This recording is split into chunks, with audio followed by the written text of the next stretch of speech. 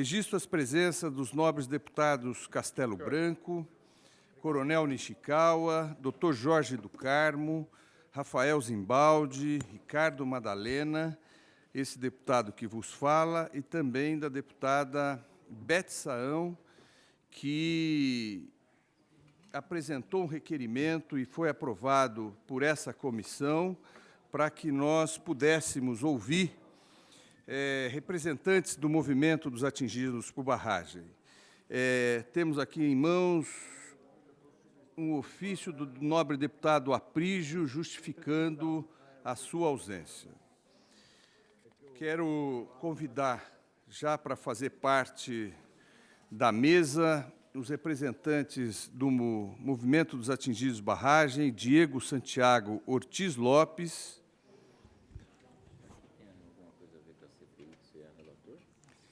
e também o Biratã Dias. Por favor, podem se assentar aqui à minha direita.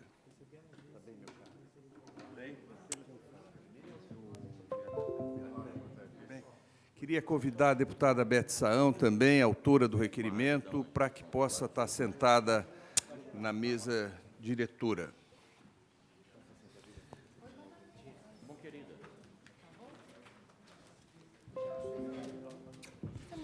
Solicito ao secretário a leitura da ata da última reunião. Pela ordem, senhor presidente. Pois não.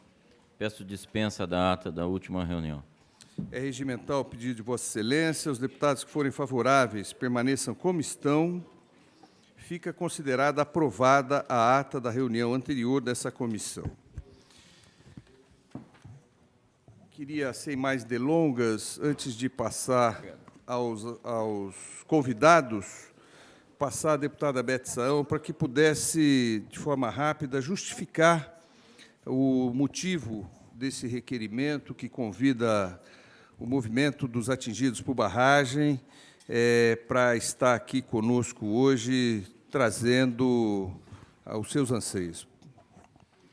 Obrigada, senhor presidente, deputado Luiz Fernando, todos os deputados desta importante comissão de infraestrutura, agradecer a presença dos representantes do MAB, Movimento dos Atingidos por Barragem. Na verdade, esse requerimento ele é fruto de uma audiência que nós fizemos aqui há algum tempo, que discutimos a questão das barragens no Estado de São Paulo. E, sinceramente, nem eu sabia que nós tínhamos tantas barragens assim no Estado. É um negócio grande, mas que precisa ter atenção e o cuidado das autoridades para que a gente possa preservar não só as pessoas que ali habitam nas proximidades, mas todos os municípios que também estão próximos das barragens. A gente precisa ver quais são as reais condições delas, que tipo de trabalho que está sendo feito para poder fazer essa manutenção, quais são as precauções que as autoridades estão tomando nesse sentido, para que a gente não tenha, bater aqui na madeira, nenhuma ocorrência,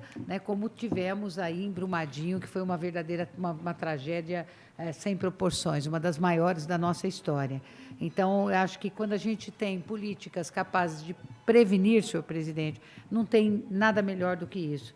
E para a gente compreender esse universo, é que eu pedi essa audiência aqui para vocês, que aprovaram, e aqui estamos para ouvi-los e podermos ver de que maneira que todos nós, a Comissão de Infraestrutura, mas também toda essa Casa Legislativa, pode contribuir nesse sentido. Muito obrigada para todos de terem aceito essa sugestão e estamos aqui para ouvi-los. Muito obrigado, deputada Beth Saão. Com a palavra. Pela ordem, presidente, rapidamente, parabenizar a nossa deputada Beth Saão. Esse requerimento ele foi protocolado na comissão, na CPI, na Comissão Parlamentar de Inquérito da barragem de Salto Grande, e é aí que nós encaminhamos para a Comissão de Infraestrutura para que pudesse ser feita essa importante audiência aqui. Eu só vou pedir desculpas que eu terei que me ausentar. Nós, semana que vem, Beth, nós vamos votar o relatório da Comissão Parlamentar de Inquérito referente à barragem de Salto Grande, que fica ali em Americana. O objeto da Comissão Parlamentar de Inquérito que foi aprovada foi somente da barragem de Salto Grande. Por isso, né, nós não discutimos esse assunto lá na CPI, sim na Comissão de Infraestrutura, mas colocar né, como relator da comissão, o deputado Luiz Fernando faz parte também da comissão da CPI da barragem de Salto Grande, colocar à disposição, depois eu posso colocar à disposição, assim que nós terminarmos o relatório, nós encaminharmos também para o movimento uma cópia. Eu, se Deus quiser, pretendo terminar ainda hoje e fazer esse protocolo no mais tardar amanhã cedo, encaminhar para os deputados e aí colocar à disposição. Tá bom, presidente? Obrigado. Aí, parabéns, Beth. O deputado Rafa Zimbaldi, inclusive, por ter dado quórum para que a gente pudesse abrir essa reunião. Assim, de forma rápida, até para quem nos acompanha, né, o MAB é o Movimento dos Atingidos por Barragens, é um movimento nacional, autônomo, de massa, de luta, com direção coletiva em todos os níveis, com rostos regionais, sem distinção de sexo, cor, religião, partido político e grau de instrução. É um movimento popular reivindicatório e político. A prática do movimento militante é orientada pela pedagogia do exemplo e a luta se alimenta no profundo sentimento de amor ao povo e à vida. É uma grande preocupação, eu, dando uma entrevista agora, perguntaram da importância dessa audiência chamada pela deputada Beth e aprovada por essa comissão, né? É hábito no nosso país, né? Pessoas morrerem para, a partir daí, a gente tomar uma providência, né? Órgãos públicos, pasmem, não têm alvará do Corpo de Bombeiros, as nossas escolas, os nossos teatros, a Assembleia Legislativa, agora nós estamos providenciando, na mesa passada a gente deu entrada, porque ela funcionou durante a vida toda sem alvará do Corpo de Bombeiros. Olha o absurdo, Coronel Nishikawa. E, assim, eu acho... Brumadinho, né, Mariana, precisavam ter acontecido, né? Quantas vidas foram ceifadas e pelo lucro, né? Eu acho extremamente importante. O número de barragens é um número absurdo de grande, é um número muito grande, e a grande preocupação é a seguinte: como é que estão essas barragens? As suas estruturas, né? Nós temos barragens de todo tipo, inclusive nós temos barragem de terra.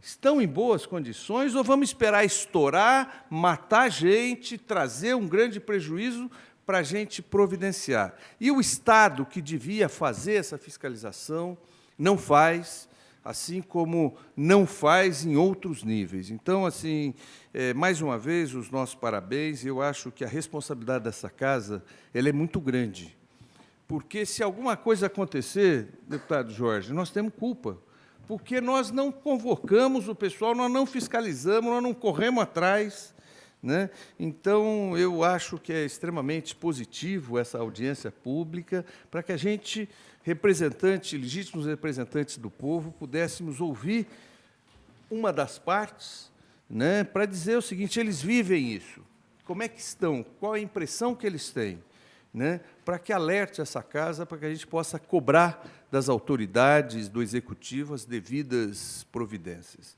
Algum deputado gostaria de fazer Pela uso? ordem. Com a palavra, Coronel Nishikawa. Como é sabido, eu sou oriundo do Bombeiros. Corpo de Bombeiros. Nós tivemos, como foi citado, várias tragédias, várias catástrofes. Nós temos Boate Kiss, que até agora ninguém foi punido, assim como o Brumadinho. Na verdade, eu pedi a palavra para lembrar que ontem faleceu o cão que mais ajudou a encontrar vítimas lá em Brumadinho. Né? Queira ou não queira, é um herói que a gente faz referências, porque é treinado para isso, né? E a vida humana não tem valor, só que dos animais, nessas condições também, eu acho que é imprescindível a utilização desses animais, localização de droga, localização de vítimas dessa natureza. E eu quero deixar minhas homenagens. Eu não lembro o nome do cão agora, mas quero deixar minhas homenagens. Thor. Obrigado. Thor, então. Obrigado pela A palavra, oportunidade. deputado Jorge do Carmo. Senhor presidente, é para cumprimentá-lo e, na sua pessoa, cumprimentar os pares aqui, em especial a nossa deputada Beth Saão, que inteligentemente propôs esse requerimento, e saudar aqui os representantes aqui do movimento MBA, Movimento dos Atingidos por Barragens, sempre lembrando das tragédias fatídicas que aconteceu no nosso país. E como disse o nosso presidente, no Brasil, primeiro você é roubado e depois você põe a tramela na porta, né? Ou seja, primeiro você deixa acontecer os episódios, perda de famílias, perda de pessoas, prejuízos, tudo isso em nome do capital, tudo isso em nome do lucro, tudo isso em nome do negócio. Mas importante para muitos no Brasil, mas importante é o negócio, o lucro e o capital, do que propriamente dito a vida das pessoas. Então, quero cumprimentá-los e dizer da importância desse requerimento, de ouvir aqui o movimento e me dizer que essa casa não pode se calar ou silenciar. Essa casa tem que estar sempre atenta a esses problemas que, infelizmente, acontecem com frequência no nosso país e aqui no nosso Estado. Muito obrigado, senhor presidente. Muito obrigado, deputado Jorge do Carmo. Algum deputado mais queria fazer algum pronunciamento? Elogiar a deputada, parabenizar, porque as barragens do Estado de São Paulo precisam de um diagnóstico situacional e, acima de tudo, que se estabeleçam medidas corretivas e preventivas. E, evidentemente, a Comissão de Infraestrutura não poderia se ausentar dessas posições. Parabéns. Bom, dando continuidade, nós vamos passar agora a palavra ao Ubiratã Dias, membro do Movimento dos Atingidos Barragens. O senhor tem 10 minutos para estar falando conosco. Maravilha. Ficou 10 para cada. Bom, primeiro, boa tarde, pessoal. Cumprimentar os deputados aqui também, agradecer pela essa oportunidade. Em nome da Beth, principalmente, agradecer pela acolhida, por estar acolhendo esse tema também, e todos os deputados que estão aqui nesse importante tema. Eu vou usar uma apresentação, então eu vou pedir a licença, se eu puder ficar em pé, ali ao lado, pode ser? Tá, então, vamos lá. E aí, vou ver se em pé eu não faço ninguém dormir. E eu também fico mais perto aqui, que os óculos estão faltando hoje. Mas, então, o MAB, como já foi apresentado, é um movimento social popular aqui do Brasil, né, o movimento dos atingidos por barragens, e lida, o movimento se fundou enquanto movimento nacional em 1990, né, e desde então vem lidando com essa questão dos direitos dos atingidos e principalmente daquilo que a gente chama um modelo energético popular, né, que a maioria do público do movimento é atingido por grandes hidrelétricas e a gente se propõe a fazer essa discussão, né? Como nós vamos ter um modelo de construção de hidrelétrica, de geração de energia, mas que respeite o povo, respeite o meio ambiente, que distribua riqueza, né? E diferente do modelo que nós temos hoje. Mas aí o nosso debate hoje, nós queremos falar um pouco sobre a situação das barragens aqui no estado de São Paulo, né? Foi só em 2010 que o Estado brasileiro começou a, de forma sistemática, organizar os dados sobre as barragens no país. Né? Então, em 2010, a ANA ficou incumbida que se criou o Sistema Nacional de Segurança de Informações sobre Segurança em Barragens, né, pela ANA, e ela coleta e reúne as informações sobre empreendimentos no país. A partir desse cadastramento, nós chegamos no número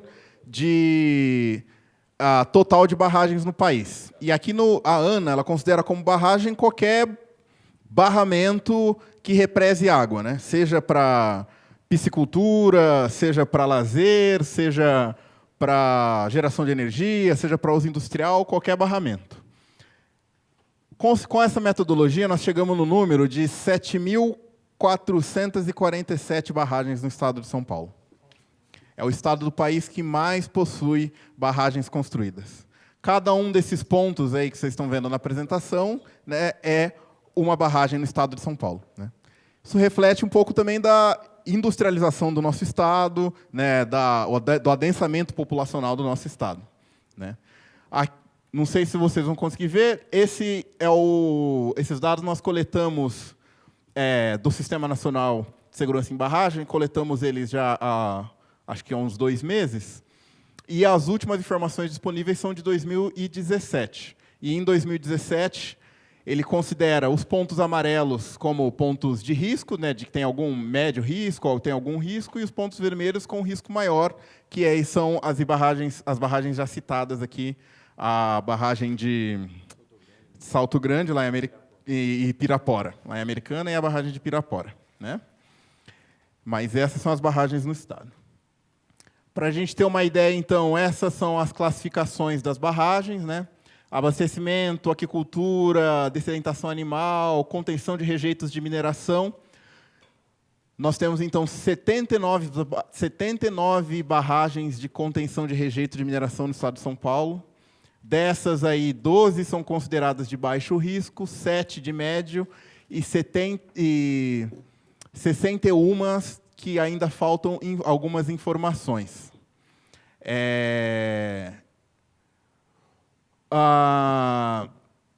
Isso de mineração, mas também temos hidrelétricas, irrigação e abastecimento de água, que também são importantes para a gente. A maioria das barragens, ali 2.374, são de irrigação.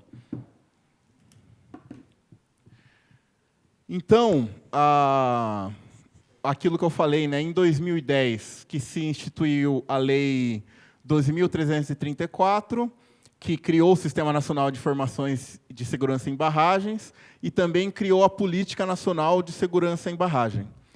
A política aí tem como objetivos, então, garantir a observância dos padrões de segurança, regulamentar e promover o monitoramento e acompanhar as ações de segurança empregadas pelos responsáveis por barragens, de maneira a reduzir a possibilidade de acidentes e suas consequências, em especial junto à população potencialmente afetada.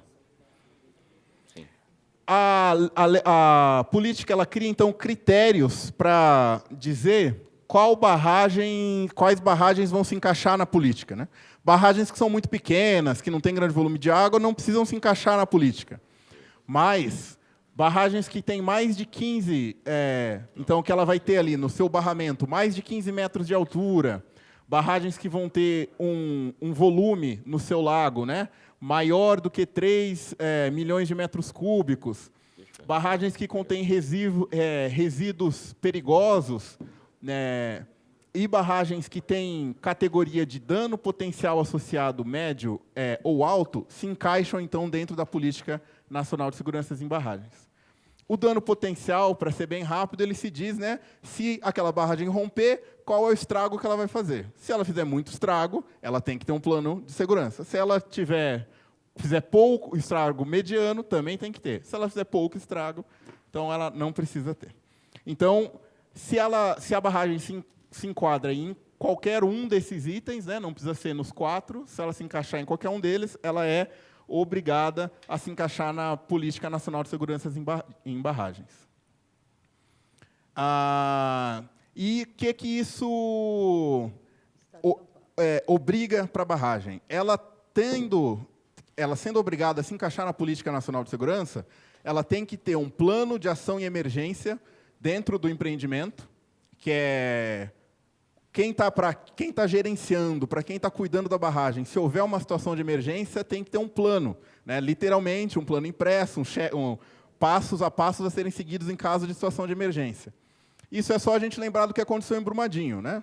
Se você é um técnico de uma barragem e se percebe-se algum abalo, alguma coisa, você tem que ter uma série de medidas a serem tomadas, né? Então, acionar o sistema de emergência para avisar a população, acionar, sei lá, os brigadistas que trabalham ali no empreendimento, comunicar os órgãos de segurança estaduais, comunicar a prefeitura, começar a evacuar a população da zona atingida, né? Então, tudo isso tem que ser planejado e preparado anteriormente. E é obrigação de barragens que se encaixam em um daqueles critérios terem isso. Além disso também, né, ela tem que ter esse sistema de sinalização para a população, pode ser uma sirene, pode ser uma forma de comunicar à população. A população tem que saber, tem que ter tido informações também, né, de como agir em caso de emergência, né? Então, quando toca a sirene de emergência, para onde eu corro, quais são as áreas seguras, como evacuar, coisas desse tipo. No estado de São Paulo, do total de barragens, nós temos um número de 202 barragens submetidas à Política Nacional de Segurança em Barragens. 202 das 7.000 barragens no estado de São Paulo são obrigadas a submeter à política, né? Então, para a gente ter uma ideia aqui do porquê das barragens, dessas 202 barragens que tem que se submeter ao plano. 50, então, tem a ver com aquilo, com o DPA, né, com dano potencial associado alto, né? Então, se ela romper, ela vai causar muito estrago à população, alto, médio ou baixo. Aí aqui essa tabela classifica quais que se encaixam nisso, né? Então, 165 barragens das 202, elas têm um dano potencial associado alto. Significa que, se ela romper, ela vai atingir a casa de muitas pessoas, ela vai gerar um dano muito alto. 165. Além disso, nós ainda, no estado de São Paulo, somos um estado que tem um potencial energético ainda a ser explorado e a ser expandido. Esse é um mapa também de um relatório da Secretaria de Energia do Estado, que é o mapa de potencial de barragens a serem construídas no estado de São Paulo. O que a gente ainda tem de potencial para ser construído em barragem no estado?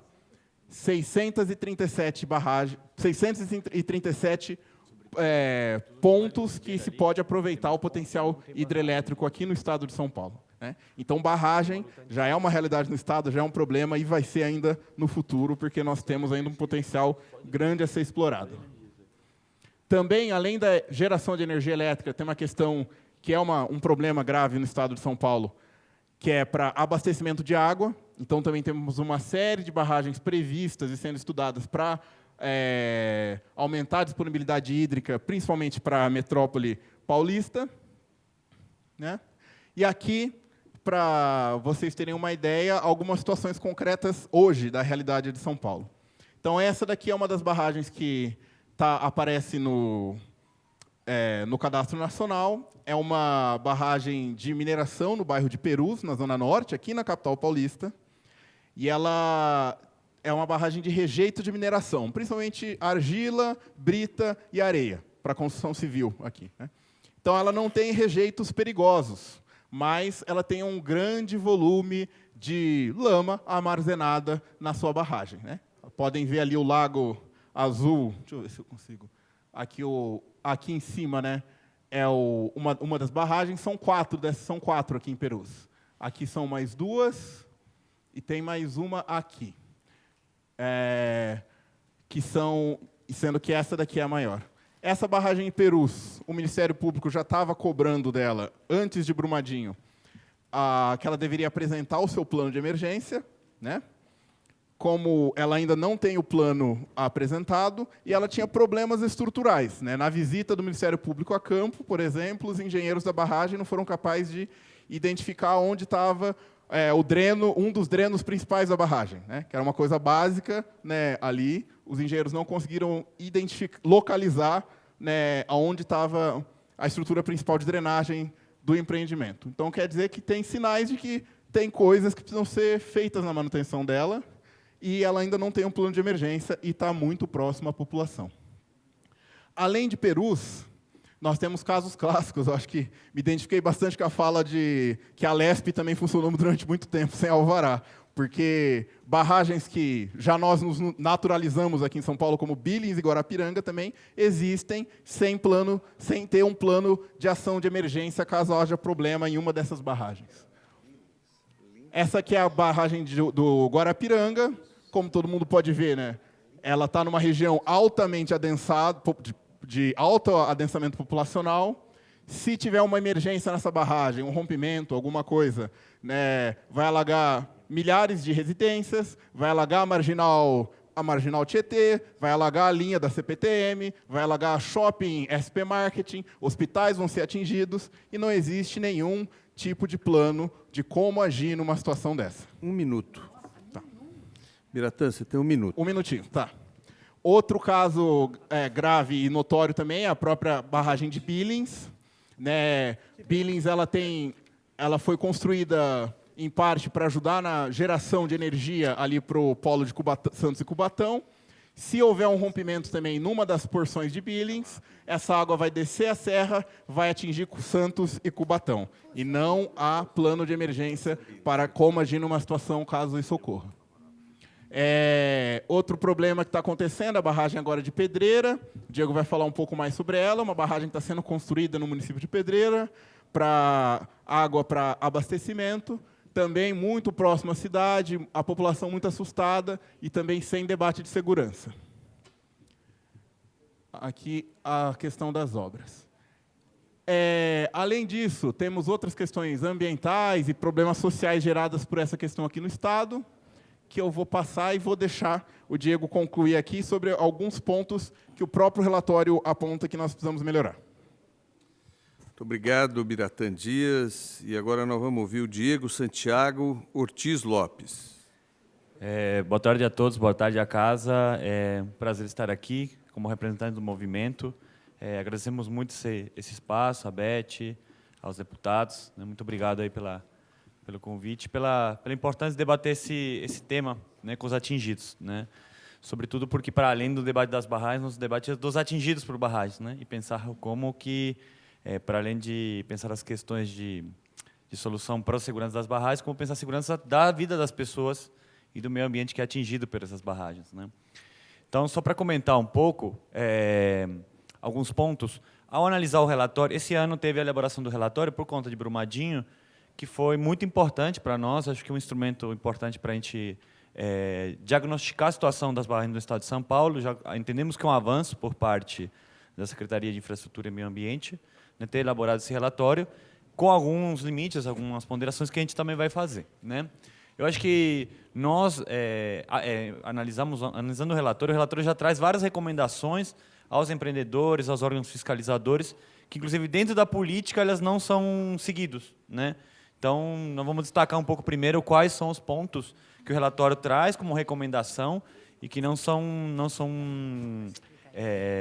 incorporados ainda, né? Que eu acho que faz parte do nosso debate, né? Em tentar trazer.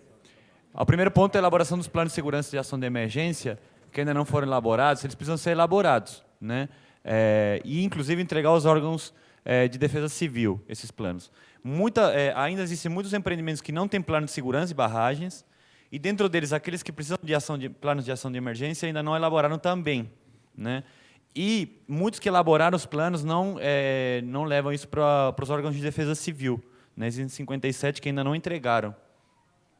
O segundo ponto, ainda faltam informações. Não sei se vocês viram um dado que 57 barragens têm risco alto e dano potencial alto. Esse Diego, principalmente... Diego, se você me permite, desculpa te interromper, esse relatório ele já foi realizado por quem? Esse foi o governo do Estado de São Paulo. Ele solicitou, no começo de fevereiro, logo depois de Brumadinho, foi solicitado para a Secretaria de Infraestrutura e Meio Ambiente para ser elaborado. Né? Ele está ali, tal.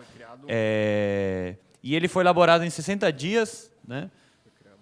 De fevereiro, isso, 60 dias ele foi elaborado, né? Foi feita, né, um relatório bem interessante. Só para passar isso, eu acho que é importante, até porque está sendo transmitido, e aos demais deputados, esse relatório aqui que está na mão do Biratã, e ele está disponível online, esse relatório, para quem quiser baixar depois, para saber os encaminhamentos. Isso, muito bem. Acho que ele tem umas conclusões a gente acha que as conclusões muito boas, embora a gente ache que a lei ainda tem alguns limites, né? Inclusive apontar algumas questões. Né? Muitas barragens, sobretudo de barragens de água para múltiplos usos, ainda não forneceram informações. Então, por isso que elas foram classificadas como com dano potencial alto e um risco grande. Né? A terceira é que ainda existe uma necessidade de mapear, recuperar e reaproveitar barragens órfãs e novas barragens. Existem muitas barragens que ainda não são mapeadas, que elas não têm utilidade, né? E, inclusive, o Ministério Público solicitou que uma população de área seja retirada por causa de uma barragem órfã que estava em risco. Então, nós não temos informação sobre elas. Né? O quarto ponto, né? A necessidade de ampliar o quadro de funcionários que vistoriam e fiscalizam barragens. Não existe funcionários suficientes, o relatório traz isso. 5, uniformização da matriz de classificação de barragens. Isso é uma sugestão do relatório também, porque muitas vezes os órgãos utilizam, um órgão utiliza um tipo, outro órgão outro, aí fica uma confusão grande de como que a gente acompanha. Como que passa aqui? Setinha pro lado. Muito bem. Isso é meio ruim para... O 6, recomendação de instalação de novos equipamentos e tecnologias para fiscalizar, para acompanhar, para transmitir dados. Nos estudos de inundação, é importante que nos planos venha bem apontado zonas de autossalvamento e salvamento secundário, né? Nem todos os planos trazem isso muito claro. O 8, incluir fenômenos externos com fatores de risco, né? Ciclones, terremotos, explosões, né? Não só apenas aqueles que estão ligados à atividade da própria barragem. Porque pode acontecer que alguém venha lá e joga uma bomba na barragem, é um risco também, isso pode acontecer. Sobretudo ameaça até geopolítica, enfim. 9, necessidade de obter informações sobre descomissionamento e desativação de barragens. Isso, sobretudo, ao caso da barragem de mineração. Dentro da política, existem 23 barragens de mineração, 6 estão a montante. Para quem não sabe, tem um decreto que não pode ter mais barragem a montante, um decreto nacional. Portanto, elas têm que ser desativadas. Mas não existe informação sobre como isso está sendo feito, como isso tem que ser feito no estado de São Paulo, né? E o relatório traz como necessidade de estudar. Também se recomenda estudo e ampliação da melhoria de processos com rejeitos, né? Como que nessas barragens de mineração, como pode ser reaproveitado, inclusive envolvendo as universidades, centros de pesquisa. Não existia alguma política de como tratar esses rejeitos. E, por último, a recomendação de realizar concursos públicos para contratar esse pessoal qualificado para poder ser incorporado, fiscalização, vistoria, né? Tendo em vista que, muitas vezes, os órgãos fiscalizadores não têm engenheiros suficientes. Inclusive, muitos engenheiros eles não têm só a tarefa de segurança de barragens, tem muitas outras, então não conseguem fazer um trabalho focado na questão das barragens, né? Muito bem. Aí nós apontamos outras sugestões, limites do relatório e da própria lei, né? A primeira que eu acho que é importante destacar, que a legislação, a Lei de Segurança de Barragens, que instaura a política, ela é concebida na lógica de segurança do empreendimento e não da população. Então, quando a gente analisa a política, vai entender, toda a recomendação ela é muito técnica e ela não trabalha o que fazer ou como abordar toda a política com a população.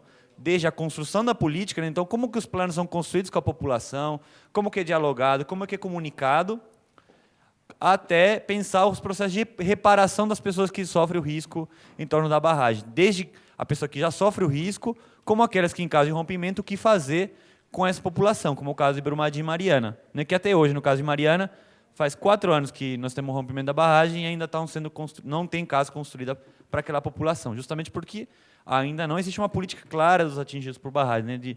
De como que reparar as condições de vida da população, certo? 2, poucas barragens estão enquadradas na lei, cumprindo o plano a política, né? Como vocês puderam ver, tem 7.447 barragens no estado, mas pela política só 202 se enquadram. A questão é qual é a recomendação para o resto das barragens? Existem mais de 7.000 barragens que elas não existe legislação que cobre delas, elas só exigem a informação para o sistema de informação, mas não cobra nenhum tipo de processo de segurança naquelas barragens, né? Então você pode ter uma barragem pequena na sua casa, no seu território, e você simplesmente não precisa apresentar nenhuma prestação de conta para a população nem para o Estado, né? Então, o que fazer com essas barragens que elas não, né? Nós achamos que temos que ampliar essa lei. Inclusive, está tramitando uma lei para poder ampliar esse número de barragens a nível nacional, né? Por um deputado de Minas Gerais, para ver se amplia esse número, né? Nós achamos que todas elas deveriam ter algum tipo de plano, né? E prestação de conta para a população. O terceiro, as informações são fornecidas pelo próprio empreendedor. E isso faz o quê? Quando é fornecida pelo próprio empreendedor, muitas vezes ele não fala todos os riscos, porque isso, sobretudo quando é barragem que gera lucro, isso impacta no lucro do empreendedor, né? Então, pode vir impactar. Então, a questão é como fazer com que as informações, de alguma forma, passem por alguma fiscalização mais próxima, né, da população. Não tem definição de como a população deve ser envolvida na elaboração e comunicação dos planos. todos os lugares que nós acompanhamos, a população não sabe como lidar em caso de rompimento. Mesmo aquelas que têm plano, a população não sabe o que fazer. Não sabe o que fazer. Nós tivemos uma americana, teve uma audiência pública municipal lá, e nós perguntávamos o que faz, né, em caso de um rompimento. Né? Por mais que elas digam, né, que é seguro e tal, mas o que fazer, a população não sabe o que fazer. Né? Então, isso demonstra como não é construída com a população a política. 5. Não tem definição de prazos para a entrega dos planos. 1 minuto. Né? Sobretudo no caso... 1 minuto já? Nossa, rapidinho. A elaboração dos planos é concentrada nas empresas, né? Já falamos da participação popular, a falta. Não tem dados sobre a realização de simulados, atividades junto à população. 8. Ausência de definições a respeito da responsabilização criminal. Né? O que fazer no caso de um rompimento, como que responsabilizar os empreendedores. Não existe isso na lei. Né? O 9. Ausência da definição da política de reparação das famílias. Nós citamos isso é o nosso foco. Né? Inclusive, esse ano também está tramitando né, a nível nacional uma política nacional dos atingidos por barragens. Nós achamos que o Estado também deveria discutir uma política estadual dos atingidos por barragens. Nós temos essa experiência no Rio Grande do Sul, no estado de Minas Gerais, e os deputados, é importante que esse debate venha à tona também para discutir não apenas a segurança da barragem, mas discutir o direito dos atingidos. Né? Isso, só para destacar isso, nós achamos que, para além só para concluir, para além do debate da segurança, é o debate dos direitos atingidos. Né? Como reparar as vidas das pessoas, como manter... como fazer com que as pessoas que só vivem em risco, elas não apenas tenham um plano de segurança, mas também que tenham condições de vida digna em torno da barragem. O senhor precisa de quanto tempo mais para concluir? Não, e aí, nós, para concluir, muito obrigado a todos e todos, né, no espaço. Precisa de explicar mais? Não, acho que é mais isso. Nós, para destacar, né, esse ponto da política dos atingidos por barragens é importante, né, para pensar. Nós achamos que é um avanço, já que tem o relatório, que existe uma lei, mas nós precisamos avançar no sentido de garantir os direitos dos atingidos, né? Tanto daqueles que moram em torno da barragem, como aqueles que são atingidos por uma barragem por conta de um rompimento. A operação das barragens também oferece riscos.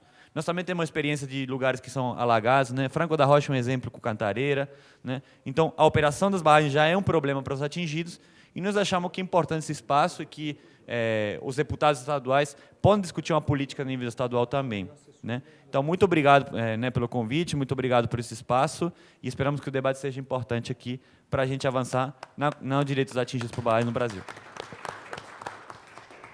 Queria agradecer ao Diego Santiago Ortiz Lopes e ao Biratã Dias. Eu acho que, assim, antes de abrir o debate, abrir a fala aos deputados, fica claro, nobres pares, que de fato falta políticas, né? Falta efetivamente legislação que regulamente. Normalmente isso acontece depois de um grande acidente, né? E talvez fica uma grande provocação. Fica claro, esse relatório não é do movimento atingido por barragens, dos atingidos por barragens, mas é um relatório do governo estadual que diz que não existe nenhum plano, né, para, se houver um acidente, o que nós podemos fazer, e que diz que falta legislação, e o Estado vem dizer que falta funcionário, e o Estado vem dizer que falta Estado. Né? Então, assim, eu acho que essa fala de vocês, ela fica como está registrada nos anais da casa como uma denúncia. A sociedade civil veio aqui e disse o seguinte: vai dar problema se vocês não agirem. Né? E a gente, se não agir, terá toda a culpa nisso. E eu queria até fazer uma provocação. Nós temos aqui um oficial do Corpo de Bombeiros, Coronel Nishikawa, né? Nós temos aqui um militar do Exército, com toda a sua experiência. Nós temos aqui o Dr. Jorge, um grande advogado, e nós temos aqui outros componentes dessa comissão que, assim, primeiro, muito responsáveis, segundo, muito esclarecidos, e terceiro, né, com uma responsabilidade de ajudar a construir, ajudar a pensar. Né? Eu penso, Castelo Branco, se você me permitir, a responsabilidade de nós irmos para cima do Estado e cobrar o alvará de todas as escolas. todas as escolas, o alvará do Corpo de Bombeiros de todas as escolas. Porque se uma delas pegar fogo, e nós, como membro desta comissão, a responsabilidade é nossa, a culpa é sua, é minha, é nossa. Né? Eu acho que essa casa, ela muitas vezes, ela passa a mão na cabeça do governo, quando ela deveria dizer o seguinte: governo, faça isso, tenha responsabilidade. O Poder Legislativo, ele legisla e fiscaliza. Nós não temos nem feito não temos nem legislado e muitas vezes nem fiscalizado, porque todos os projetos de lei de deputados aprovados nessa casa, obrigatoriamente o governador veta. E aí é uma outra briga para derrubar o veto. Eu estou aqui há 4 anos, estou indo para o 5º ano, e é assim que se deu desde que eu cheguei, mas é assim desde que isso aqui foi montado. Né? Tem sido um puxadinho do governador, seja ele quem for, e eu não estou atacando o governo A ou B, estou dizendo a importância dessa casa é, sobretudo, de fiscalizar, porque nós não podemos perder mais vidas, né? E dizer o seguinte: olha, minuto de silêncio para cá, minuto de silêncio para lá, mas o que você fez? O que a Assembleia fez? Então, assim, eu queria, mais uma vez, Beth, eu sou seu fã por isso. Né? Você sempre à frente dos assuntos, da importância, por ter feito esse requerimento que foi feito, e pasmem os senhores, há muito tempo, e a comissão barrava, porque o governo pedia vistas. Talvez porque o governo conhecesse o seu relatório, e o relatório vem dizer o seguinte: olha, nós que devíamos fazer, não fazemos, não temos gente, não fazemos concurso, e não fiscalizamos. Né? Tem algumas barragens que eles não sabem nem o que é. Foi dito aqui, e isso não foi dito por eles, foi lido o relatório, os pontos que foram destacados. Então, assim, da minha parte, eu queria até ver depois se a gente topa, entre nós, deputados, pensarmos algumas ações da comissão, para que a gente possa, primeiro, chamar o pessoal que fez esse relatório e dizer o seguinte: está aí, qual é a proposta? A secretaria que fez esse relatório e é a responsável é a Secretaria de Infraestrutura e Meio Ambiente. O secretário é o Marcos Penido. E o Marcos Penido, obrigatoriamente, tem que, 1 vez por ano, 2 vezes por ano, vir prestar esclarecimentos a essa comissão. Então, nós podíamos convidar o secretário Marcos Penido para dizer o seguinte: olha, isso foi o que vocês detectaram, e quais são as providências? Né? E chamarmos o Ministério Público do Estado para participar junto conosco, né, para entender, ver se eles, vou oficiar, deputada Beth, para saber se o Ministério Público tem esse relatório e se ele vem acompanhando ao cumprimento desse relatório. E aí eu tenho certeza o seguinte: nós vamos estar fazendo, talvez, a nossa função e defendendo para que ninguém mais seja atingido por barragem. Quem sabe a gente vai dizer para o MAB o seguinte: ó, vocês não precisam mais existir, porque ninguém mais vai ser atingido por barragem. Né? Então, queria cumprimentá-los e abro a palavra, se algum deputado quiser se pronunciar. Com a palavra, a deputada Beth Saão. Bem, queria cumprimentar o Biratã e o Diego pela apresentação deles. Na verdade, eles fizeram uma breve síntese, talvez aqui, apontando aspectos que são muito graves daquilo que vocês trazem.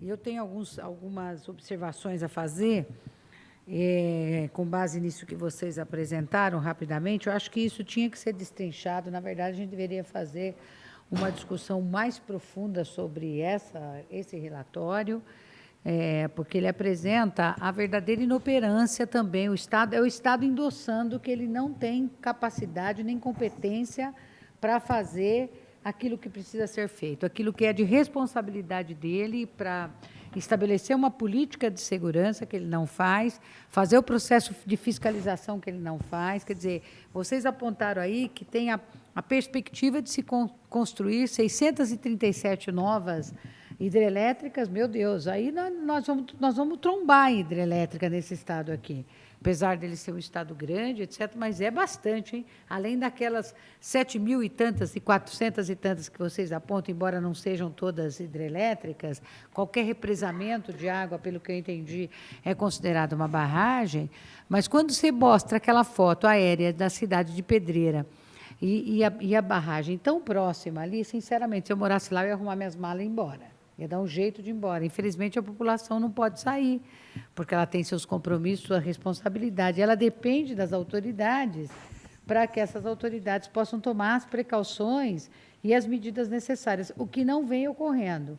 Porque o próprio Estado fala o seguinte, olha, nós não sabemos direito o que fazer, nós não temos pessoal, nós não temos concurso aberto, as pessoas, a fiscalização que tem é insuficiente para cobrir tudo isso.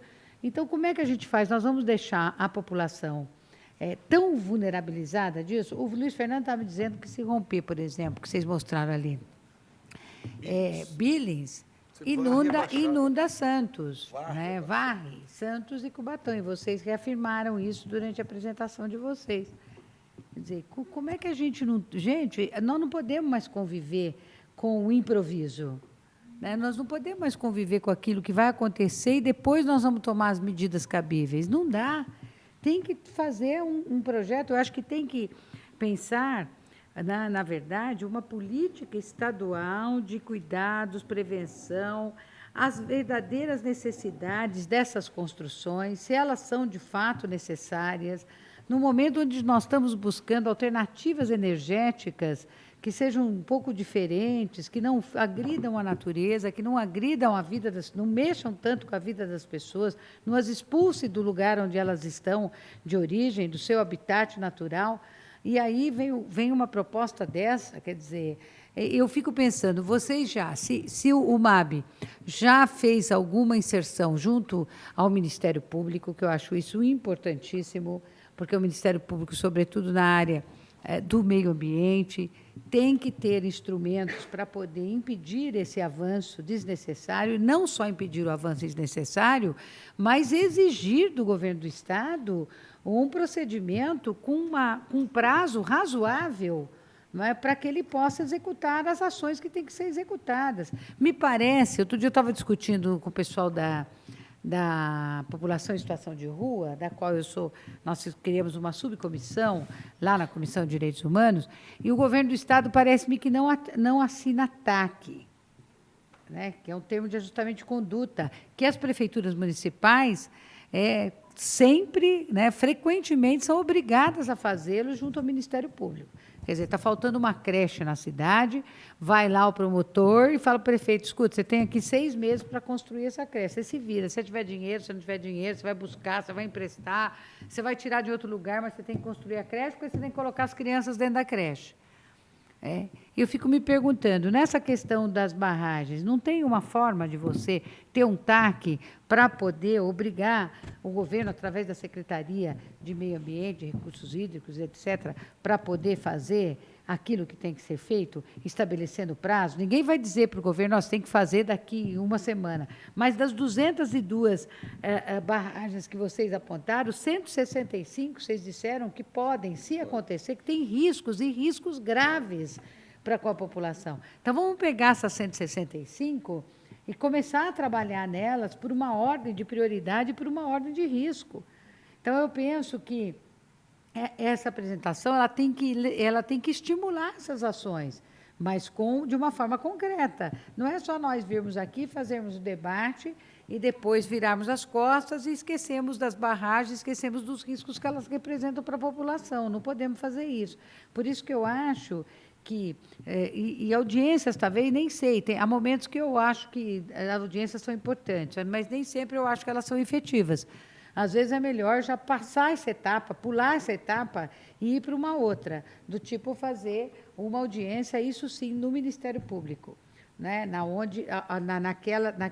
Naquela área que cuida especialmente dessa questão ambiental e com corte nas barragens do Estado de São Paulo. Aí sim, levar uma representação e provocar o Ministério Público para que ele possa também cobrar do governo do Estado. Acho que a Assembleia tem esse papel. Só que nós não temos a celeridade que a gente gostaria de ter, não é? Porque, como disse o Luiz Fernando, presidente dessa comissão, muitas vezes um projeto nosso leva anos para ser deliberado e aprovado. Então, Eu não sei, eu acho que ter essa quantidade de barragens, ter um plano de segurança, os órgãos fiscalizadores caindo pela tabela, né, os prazos alongados, há uma inércia de atuação por parte dos órgãos competentes, em especial o governo do Estado, é esperar, ficar contemplando para que uma tragédia ocorra e não demore muito para ocorrer.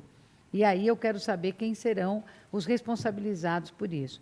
Portanto, eu penso que a gente tem que ter uma atitude de preventiva, né, de precaução, mas com a celeridade que a gravidade da situação exige. E ela exige de nós uma medida muito dura e de cobrar mesmo, de uma forma bastante rigorosa, que haja um procedimento grande, amplo, intenso e efetivo sobre essa questão. Eu não tenho muito mais o que falar, porque acho que vocês têm um domínio muito maior do que o nosso, mas trazem para nós informações que são importantíssimas e que, diante disso, nós também não podemos ficar inerte, né, e temos que tomar as medidas que nos competem, como deputados, como parlamentares. Muito obrigado, deputada Beth Pela Saão. ótima. Doutor Jorge, com a palavra. Muito mais para reforçar, reiterar e parabenizar aqui os dois membros aqui do movimento, o Biratã e o Diego, e dizer que, depois que vimos uma síntese aí do relatório, a gente fica mais preocupado do que chegamos, né? E, na verdade, o que a Beth falou, a colega falou, é muito importante. A gente vê a inércia dos governantes, a inércia da secretaria que deveria cuidar, que deveria se preocupar com isso, e, como disse o presidente, falta o Estado agir, falta também a Assembleia fiscalizar. Então, é por isso que nós estamos aqui reunidos, e essa comissão não vai simplesmente ouvir vocês e não tomar nenhuma providência, não encaminhar. Então, é necessário que façamos alguns encaminhamentos, porque não dá para ver acontecer de novo aquilo que a gente já vimos tragicamente. Na verdade, o que falta, presidente, é o estado de respeito, aquele tão propalado estado de respeito que o governador fala. Isso está faltando nesse caso aqui e em outros tantos. Muito obrigado.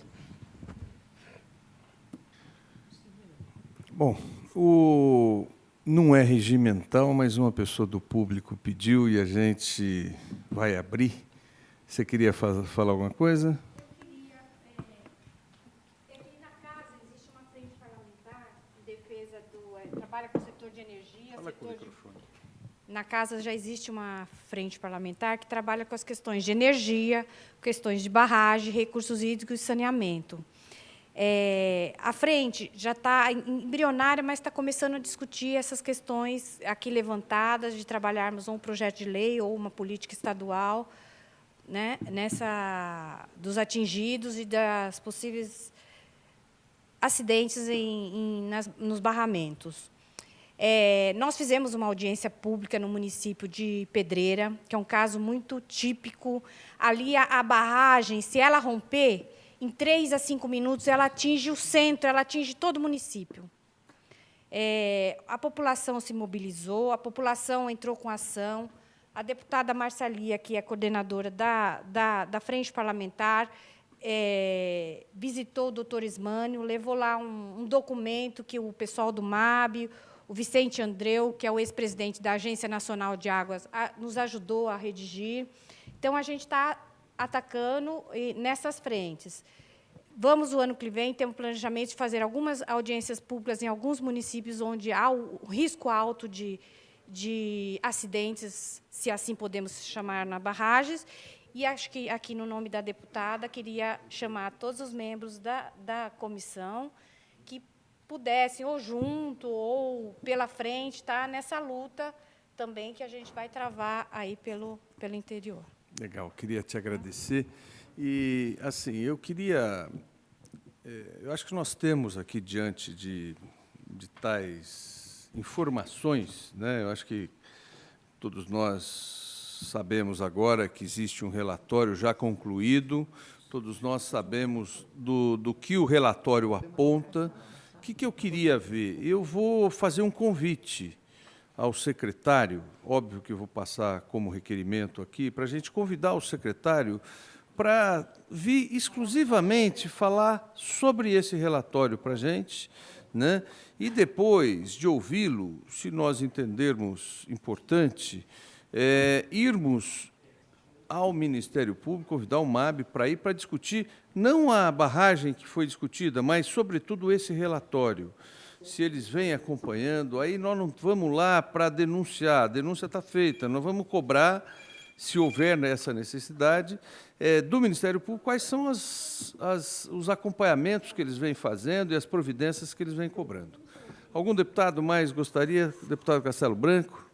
Gostaria de destacar, eu venho da área de prevenção de acidentes. No Exército, eu fiz um curso de investigação, análise e prevenção de acidentes. Aliás, a gente faz na Força Aérea, lá no CENIPA, em Brasília. 6 meses. É um dos melhores cursos que eu fiz. E eu fiquei, confesso, surpreso com a explanação de vocês, pelo nível técnico. Podia ter sido até mais profundo se tivesse dado tempo. Eu os parabenizo. E também confesso que fiquei surpreso em descobrir que o estado mais rico da federação, o mais populoso, não tem essas políticas de segurança e prevenção de acidentes. Não tem, simplesmente.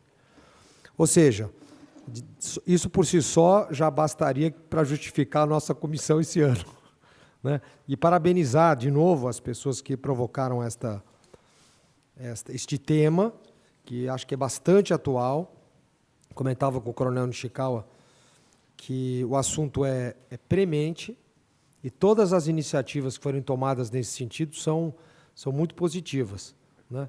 E ponho à minha disposição e a do Coronel Nishikawa aqui como técnicos que fomos de ações preventivas, ações corretivas, diagnósticos, e principalmente concordo com o Diego e principalmente ali com o Biratã, o Diego que foi mais enfático, nas seguranças da população.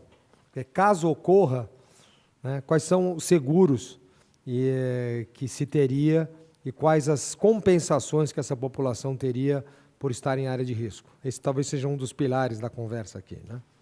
É só isso. Muito obrigado, presidente. Bom, quero agradecer aos representantes do MAB, agradecer ao doutor Jorge, Coronel Nishikawa, deputado Castelo Branco e os demais deputados que estiveram aqui. Nada mais havendo a tratar, está encerrada a presente reunião.